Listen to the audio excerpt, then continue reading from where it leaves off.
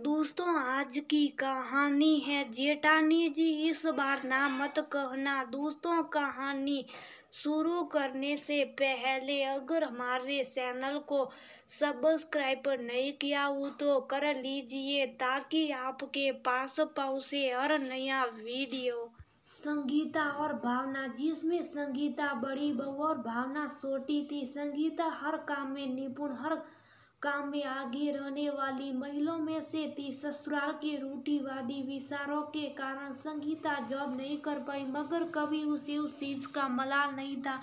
उसने अपने घर और अपने बच्चों को ही अपनी दुनिया बना लिया था। उसके हाथों से बनाए गए व्यंजन का सभी का मूड तरोताजा कर देते। उसके दोनों बच्चों पर भी संगीता को ध्यान देती, जिस वजह से बच्चे पढ़ने में बहुत होशियार थे। संगीता का पति निर्मल अपनी पत्नी से बहुत खुश था, क्योंकि संगीता ने निर्मल के माता पिता को भी कभी शिकायत का मौका नहीं दिया था। संगीता की हर जगह तारीफ सुनकर भावना को कब संगीता के प्रति अंदर से ईर्ष्या हो गई, उसे पता ही नहीं चला। जिस संगीता भाभी की बढ़ाई करते वह थकती नहीं थी, आज कोई दूसरा भी तारीफ कर दे तो भावना का मुंह बिसक जाता। वो कहते हैं ना, संयुक्त परिवार में किसी एक के भी मन में मैल बैठ जाए तो वह परिवार टूट जाता। भावना बाहर वालों के बीच में बैठकर संगीता की बुराई करने लगी, जबकि वे लोग जानते थे कि संगीता तो ऐसे बिल्कुल नहीं है जैसा ये बताती है। भावना को आंतरिक सुकून मिलता। संगीता की बुराई करते लोगों ने आकर संगीता के सामने मुंह खोल दिया। तुम्हारी देवरानी भावना तुम्हारे बारे में कुछ भी अनाप शनाप कहती है। संगीता को मानो विश्वास नहीं हुआ, जिस देवरानी को उसने अपनी बहन जैसा प्यार किया वो ऐसा करेगी, उसने सपने में भी नहीं सोचा था। आखिर संगीता ने अपने पति निर्मल से सारी बात कही।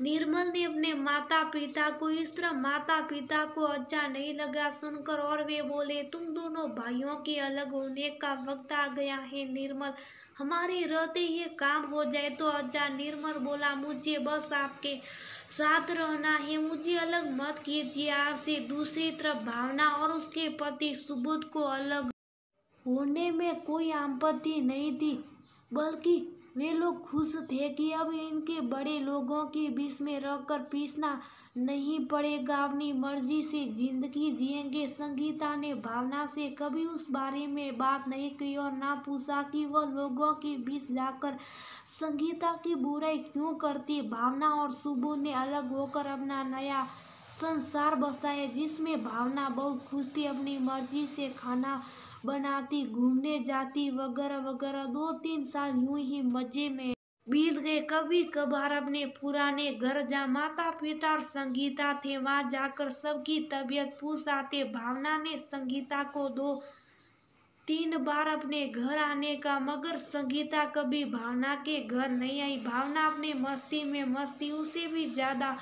फर्क नहीं पड़ता था संगीता के ना आने का। उसने अपनी काफी नई शैलियों बना दी थी। किसी पार्टी में उठना बैठना उसकी दिनचर्या बन चुका था। जिंदगी अच्छे से बीत रही थी कि कोरोना का कहर बरस गया और भावना और उसके पति सुबोध कोरोना की चपेट में आ गए।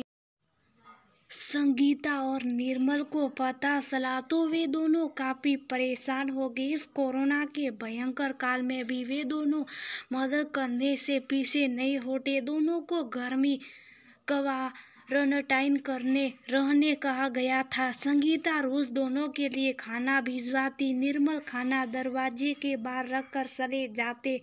भावना और सुबोध को आराम करने कहा गया था। संगीता सुबह और शाम नाश्ता और दोनों समय का खाना बराबर भिजवाती और फोन पर हाल चाल पूछती रहती।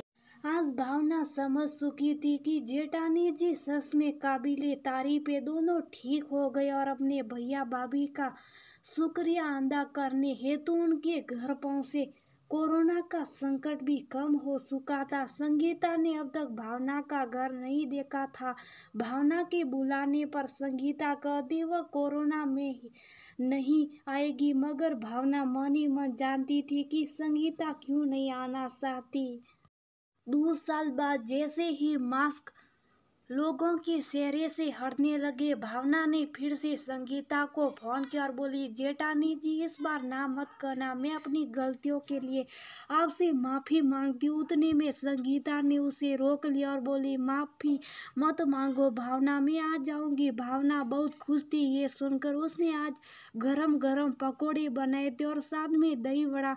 उसे लग रहा था मानो दिल से कोई बोझ उतर रहा हो। संगीता आई तो भावना उसके गले से लग गई। आज दोनों जेठानी देवरानी का पुनर्मिलन हो रहा था।